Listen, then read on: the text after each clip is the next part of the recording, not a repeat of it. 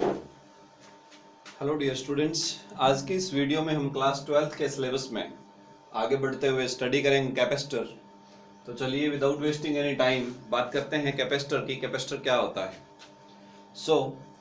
Capacitor एक ऐसी device है जो इलेक्ट्रिकल एनर्जी को स्टोर करती है। अगर मान लीजिए कि मैं आपको ये बताना चाहूँ कि suppose this is a positively charged electric sheet. Plane infinite sheet के बारे में हम ऑलरेडी स्टडी कर चुके हैं। तो हमने कोई दो प्लेन इनफाइनाइट शीट ले ली जिन पर पॉजिटिव एंड नेगेटिव चार्जेस ले लिए। Suppose this is positively charged and this is negatively charged. दो प्लेट्स को ऐसे रखा हुआ है तो इन दोनों के बीच में एक इलेक्ट्रिक फील्ड सेटअप है सिग्मा बाय एप्सिलॉन नॉट, जो कि फिक्स वैल्यू का इलेक्ट्रिक फील्ड है। तो क्यों अगर हम यहाँ कोई भी टेस्ट चार्ज रखेंगे तो वो जो टेस्ट चार्ज है वो इस इलेक्ट्रिक फील्ड के इफेक्ट के अंडर मूव करेगा। It means kinetic energy gain करेगा। और वो जो गेन इन काइनेटिक एनर्जी है वो एक्चुअली कहां से आई? That is the energy stored between the capacitor plates. इन प्लेट्स के बीच में जो एनर्जी स्टोर है वही उसकी काइनेटिक एनर्जी में कन्वर्ट हुई। So this type of device is known as capacitor.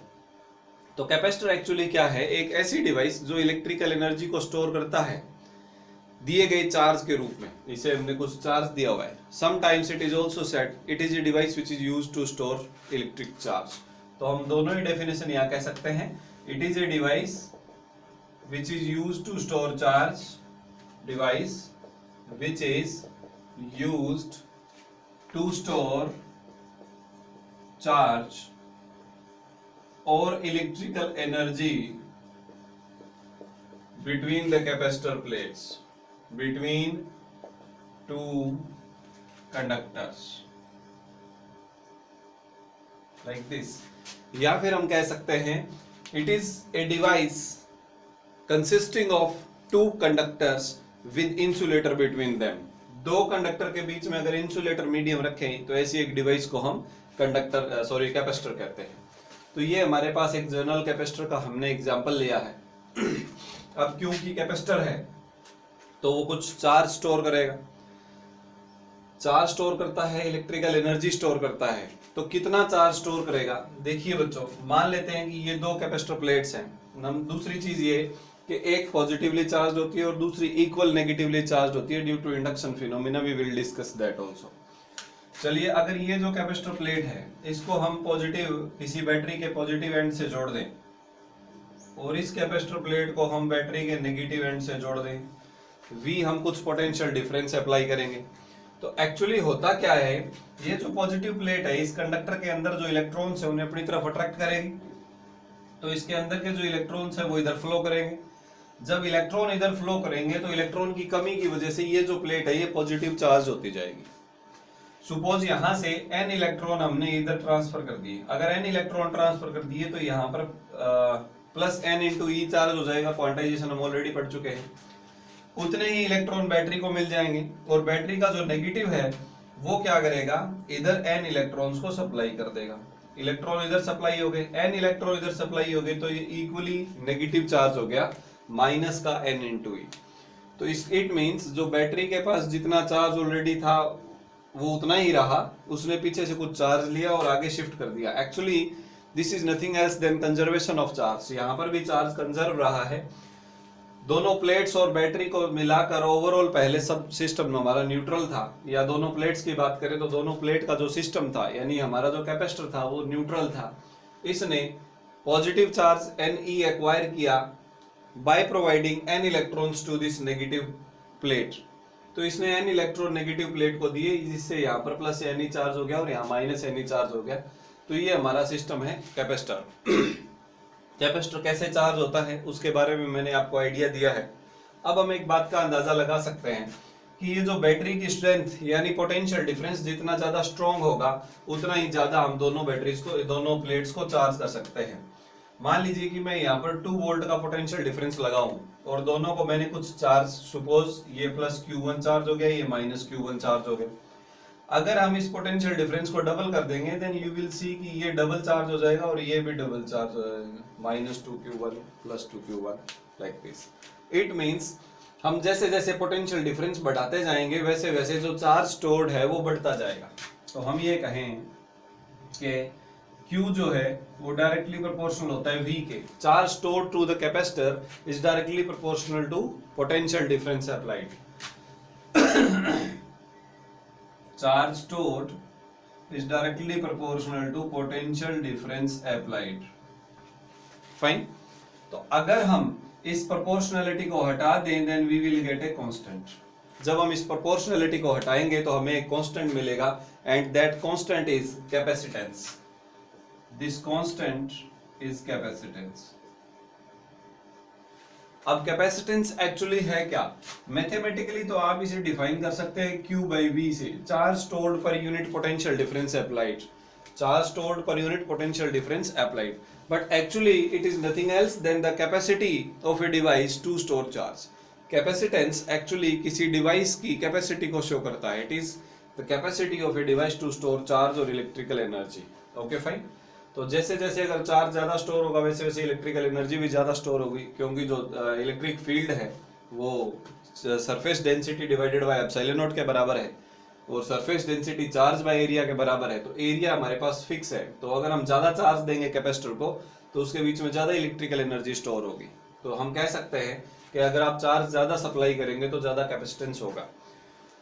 तो ये बात करते हैं हम कैपेसिटेंस की।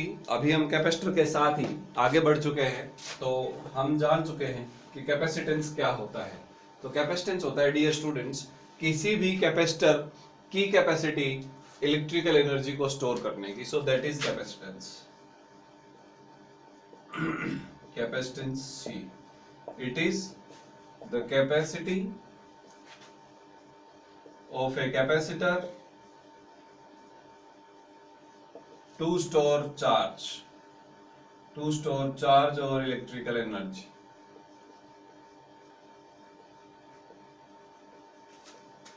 Okay fine. तो ये बात हुई हमारे पास कैपेसिटेंस की।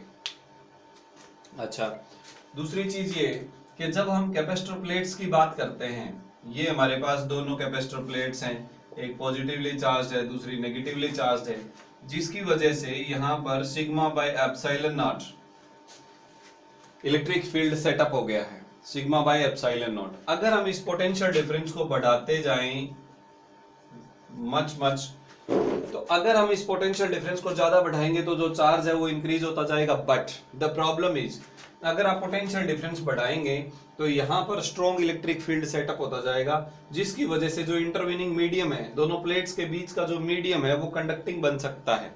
जैसे दोनों प्लेट्स के बीच में एयर है, तो एयर जो है उसका डाइलेक्ट्रिक जो ब्रेकडाउन है वो अप्रोक्सीमेटली दिस स्ट्रेंथ पर होता है। This is dielectric strength. Dielectric strength किसी भी मीडियम का होता है कि कितना इलेक्ट्रिक फील्ड हम अप्लाई करें तो जो मीडियम है उसका इंसुलेशन ब्रेकअप हो जाएगा। तो हम साथ ही में एक डेफिनेशन भी स्टडी कर लेते हैं, डाइलेक्ट्रिक स्ट्रेंथ। तो डाइलेक्ट्रिक स्ट्रेंथ क्या होता है?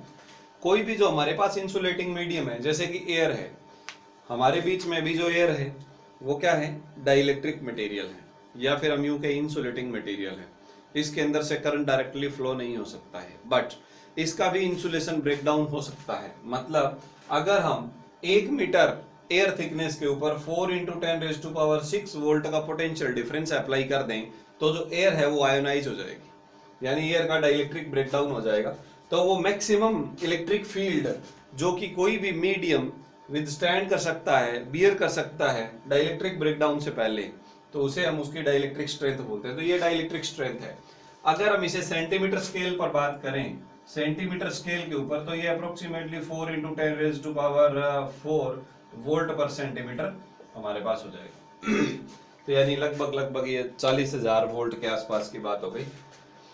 तो पोटेंशियल डिफरेंस की हमारे पास एक लिमिट है कि पोटेंशियल डिफरेंस आप एक लिमिट के बाद में नहीं बढ़ा सकते। ऐसा आप करेंगे तो उसके बीच का इंटरवेनिंग मीडियम जो है वो कंडक्टिंग हो जाएगा और ऑपोजिट जो चार्जेस हैं वो फ्लो होने लगेंगे। ऑपोजिट चार्जेस फ्लो होने से जो हमारा कैपेसिटर है वो वापस से डिस्चार्ज हो जाएगा। चलिए, तो इस अब हमारे पास अनदर ऑप्शन क्या बचता है? अनदर ऑप्शन ये बचता है कि अगर आपको चार्ज बढ़ाना है तो कैपेसिटेंस बढ़ाइए।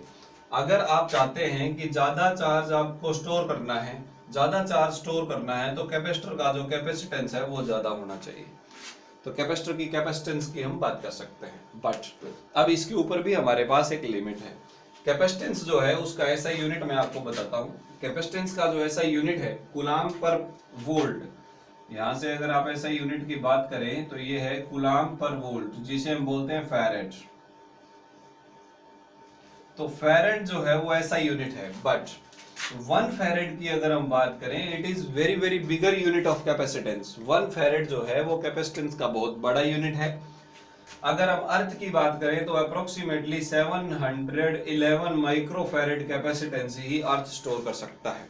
देखिए जनरली हमारे पास कैपेसिटर के जो है 2 प्लेट्स होती हैं, एक पॉजिटिवली चार्ज प्लेट, एक negatively charge plate. But sometimes हम सिंगल प्लेट को भी, सिंगल कंडक्टर को भी कैपेसिटर कंसीडर कर सकते हैं, अगर हम ये मान लें कि उसकी जो दूसरी प्लेट है वो इन्फिनिटी पर रखी हुई है। तो जो हमारा अर्थ है, अर्थ एक सफियर है, कंडक्टिंग सफियर है, तो अर्थ को हम एक कैपेसिटर मान सकते हैं जिसकी एक प्लेट तो अर्थ इटसेल्फ और दूसरी प्लेट जो है वो इन्फिनिटी पर है। तो अगर इस पर का इतना बड़ा 6400 किलोमीटर रेडियस का अगर हम स्फेरिकल कैपेसिटर लें तो उसका जो कैपेसिटेंस है वो 711 माइक्रोफैरेड के बराबर ही है। इसलिए 1 फैरेड कैपेसिटेंस जो है वो प्रैक्टिकली इम्पॉसिबल है अर्थ के ऊपर मैन्युफैक्चर करना, क्योंकि इससे उसका जो कैपेसिटर है उसका साइज बहुत ज्यादा बड़ा हो जाएगा, जो कि हम नहीं बना सकते। तो कैपेसिटेंस की जो यूनिट्स हैं, 1 farad is a much bigger unit. तो जनरली हम जो यूनिट्स यूज करेंगे वो होंगे microfarad, nanofarad and picofarad. Micro का मतलब 10⁻⁻⁻6 farad, nano means 10⁻⁻9 farad, pico means 10⁻⁻12 farad. तो चलिए डियर स्टूडेंट्स, आई होप कि मैंने आप बच्चों को ये समझाने की अच्छी कोशिश की कि कैपेसिटर क्या होता है, कैपेसिटेंस क्या होता है, कैपेसिटर कितने कैपेसिटेंस को स्टोर कर सकता है, क्या क्या चीजें उसको अफेक्ट करती हैं। इसी के साथ हम नेक्स्ट स्टेप की तरफ चलते हैं। हमारा जो अगला टॉपिक इसी से जुड़ा हुआ वो है पैरेलल प्लेट कैपेसिटर। अब हम जब बात करेंगे कैपेसिटर की तो कितने टाइप्स के हमारे पास कैपेसिटर हो सकते हैं। तो चलिए पैरेलल प्लेट कैपेसिटर हमारा topic, parallel plate capacitor. Generally हम जिन जिन टाइप्स के कैपेसिटर्स की बात करते हैं उनमें एक तो है पैरेलल प्लेट कैपेसिटर, जिसको हम इस प्रकार शो करेंगे। जो अभी हमने 2 शीट दिखा रखी थी, actually this is of this type. 2 sheet होंगी बट हम उसे 2 लाइन से ही दिखा देंगे। एक लाइन का मतलब है देयर इज सम एरिया, इसका कुछ एरिया है और दोनों के बीच में हम कुछ सेपरेशन ले लेते हैं डी। अगला हमारे पास आ जाता है spherical capacitor, parallel plate capacitor. Spherical capacitor, spherical capacitor में 2 प्लेट्स होंगी। सपोज ये एक पॉजिटिवली चार्ज प्लेट हो गई, दूसरी हमारे पास नेगेटिवली चार्ज प्लेट हो गई। Inner one is of radius R1, outer one is of radius R2, like that. तो ये हमारे पास स्फेरिकल कैपेसिटर हो गया। इसी प्रकार हमारे पास सिलेंड्रिकल कैपेसिटर हो जाएगा। एक अंदर की प्लेट हो गई, एक बाहर की प्लेट हो गई। ये पॉजिटिवली चार्ज हो गई और बाहर वाली नेगेटिवली चार्ज हो गई, लाइक दिस। इससे हमारे सिलेबस के अंदर जो डेरिवेशन है वो सिर्फ पैरेलल प्लेट कैपेसिटर की ही इंक्लूड की गई है। बट फिर भी मैं आप लोगों को एक चीज बता दूं कि अभी अभी हमने एक फार्मूला स्टडी किया, C = Q/V।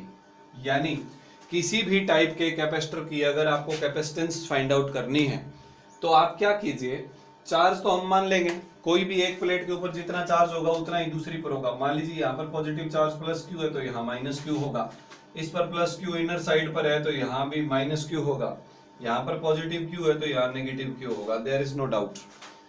तो ये चार्ज की बात हो गई। तो इसका मतलब अगर हम दोनों प्लेट के बीच में जो पोटेंशियल डिफरेंस है उसे फाइंड आउट कर लें और चार्ज को पोटेंशियल डिफरेंस से डिवाइड कर दें, we will get a constant that is capacitance. और आप देखेंगे कि जो पोटेंशियल डिफरेंस हम फाइंड आउट करेंगे वो चार्ज की टर्म्स में आएगा। चार्ज से चार्ज कैंसिल हो जाएगा तो हमारे पास कैपेसिटेंस का हमें फार्मूला मिल जाएगा, जो कि विदाउट चार्ज यानी इसकी डायमेंशन की टर्म्स में होगा, यानी area, separation between the plates या रेडियस, इसकी टर्म्स में हमें आंसर मिलेगा। तो किसी भी टाइप का कैपेसिटर हो, आप क्या करें, दोनों प्लेट्स के बीच का पोटेंशियल डिफरेंस निकालें और चार्ज को पोटेंशियल डिफरेंस से डिवाइड कर दें, आपको कैपेसिटेंस मिल जाएगा। चलिए हम बात करते हैं पैरेलल प्लेट कैपेसिटर की। पैरेलल प्लेट कैपेसिटर दो इनफाइनाइट शीट ले ली हमने। इनफाइनाइट शीट का मीनिंग आपको अभी मैं बता रहा हूं। देखिए इनफाइनाइट शीट, एक तो एक्चुअली इनफाइनाइट साइज की शीट को आप इनफाइनाइट शीट कह सकते हैं, दूसरा ये शीट इनफाइनाइट तब भी कंसीडर की जा सकती है अगर इन दोनों शीट के बीच का जो थिकनेस है, सॉरी बीच में जो सेपरेशन है डी, अगर वो इसके साइज के कंपैरिजन में बहुत कम हो, यानी ये हमारे पास एरिया हो गया, तो एरिया के कंपैरिजन में अगर वो बहुत कम हो या इसकी लेंथ और ब्रेड्थ के कंपैरिजन में ये डी अगर वेरी लेस हो, तब हम कह सकते हैं कि ये एक इनफाइनाइट शीट है। तो इस सिस्टम को हम कैपेसिटर बोलते हैं। ये हमारे पास पॉजिटिवली चार्ज प्लेट होगी, ये नेगेटिवली चार्ज होगी, हो गया प्लस क्यू, ये हो गया माइनस क्यू। Okay fine. अब हम इस कैपेसिटर को कैसे शो करेंगे? हमारा जो इलेक्ट्रिकल सर्किट में शो करने का जो तरीका है दैट इज दिस। ये कैपेसिटर का सिंबल है। ये हमारे पास होगा कैपेसिटर जिसकी कैपेसिटेंस C हमें फाइंड आउट करनी है। दोनों के बीच का जो सेपरेशन है वो है D और प्लेट एरिया है A। तो हम कहेंगे let us suppose to infinite sheet, one with positive charge density, another with negative charge density, they are separated with some separation D and each having plate area A। दोनों में हर एक का plate area हमने A मान लिया। तो हमारे पास as C is equal to Q divided by V, equation number 1। तो हम अगर V फाइंड आउट कर लें और इस इक्वेशन में पुट कर दें तो आपको कैपेसिटेंस मिल जाएगा। पोटेंशियल डिफरेंस, तो अब देखिए दोनों प्लेट्स के बीच में पोटेंशियल डिफरेंस कितना होगा? Potential difference between the two plates, दोनों प्लेट्स के बीच में कितना पोटेंशियल डिफरेंस होगा? V। अब आपको मैंने पहले भी बताया है कि जो हमारा कैपेसिटर होता है, दोनों जो इनफाइनाइट शीट है उनके बीच में यूनिफॉर्म इलेक्ट्रिक फील्ड है। Uniform electric field of value sigma by epsilon naught. और अगर फील्ड यूनिफॉर्म हो तो पोटेंशियल डिफरेंस कितना होता है? Field multiplied by thickness. दोनों जो पॉइंट्स हैं उनके बीच का डिस्टेंस और इलेक्ट्रिक फील्ड का प्रोडक्ट ही पोटेंशियल डिफरेंस होता है। और इलेक्ट्रिक फील्ड हमें पता है सिग्मा बाय एप्सिलॉन नॉट होता है। As electric field is sigma by epsilon naught, so potential difference हमें कितना मिल गया? Sigma by epsilon naught multiplied by D. Sigma by epsilon naught multiplied by D. अब सिग्मा जो है वो हमारे पास क्या आ जाएगा? Charge upon area, Q by A, charge upon area divided by epsilon naught और इज ऑलरेडी देयर, और ये हमारे पास आ गया B। फाइन। तो QD by A epsilon naught, ये हमें मिल गया potential difference between the two plates. अगर ये पोटेंशियल डिफरेंस है तो इसे हम पुट कर देंगे इक्वेशन 1 में। पुट इन इक्वेशन 1 तो हमें क्या मिल जाएगा? C is equal to Q by V, और V है QD upon A epsilon naught. ये जो A एप्सिलॉन नॉट है ये हमारे पास ऊपर आ जाएगा, Q से Q कैंसिल हो जाएगा, तो C का फार्मूला आ गया epsilon naught A by D। तो C का फार्मूला हमें क्या मिला? Epsilon naught A by D। तो ये कैपेसिटेंस का फार्मूला आ गया किस किस की टर्म्स में? Absolute permittivity of free space, अगर हम मीडियम चेंज करेंगे तो डेफिनेटली कैपेसिटेंस चेंज हो जाएगा। Area and separation between the plates. Generally हम एरिया और सेपरेशन जो है वो चेंज नहीं करते, हमने एक फिक्स एरिया और फिक्स डिस्टेंस की बात करते हैं। बट आप इन दोनों फैक्टर्स की भी बात कर सकते हैं।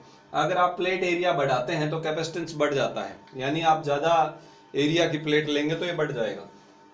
दोनों के बीच का सेपरेशन आप जितना कम रखेंगे उतना ही कैपेसिटेंस ज्यादा होगा।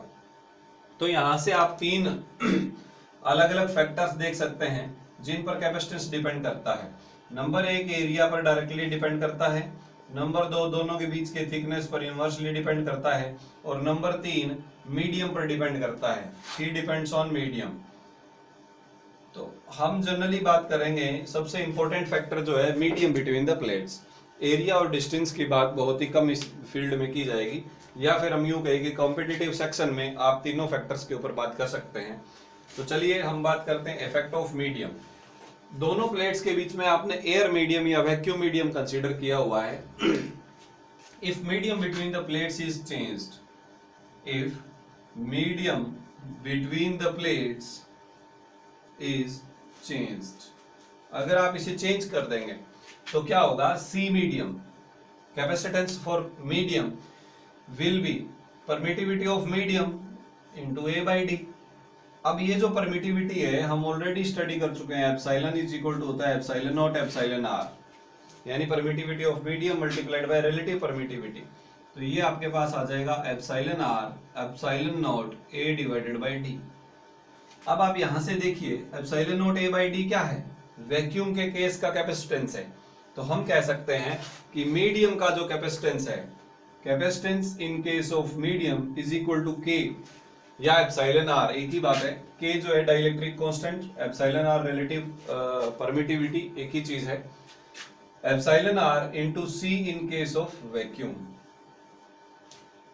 तो आप कह सकते हैं कि किसी भी कैपेसिटर के बीच के अगर मीडियम हम चेंज कर दें, कैपेसिटर प्लेट्स के बीच का मीडियम अगर हम चेंज कर दें, तो उसका नया कैपेसिटेंस जो है वो के टाइम्स या एप्सिलॉन आर टाइम्स बढ़ जाता है। और ये डिपेंड करता है मीडियम के ऊपर। अलग अलग मीडियम का एप्सिलॉन आर मैंने आपको फर्स्ट चैप्टर में ही सजेस्ट कर दिया था जब हमने इलेक्ट्रोस्टैटिक्स को शुरू किया था।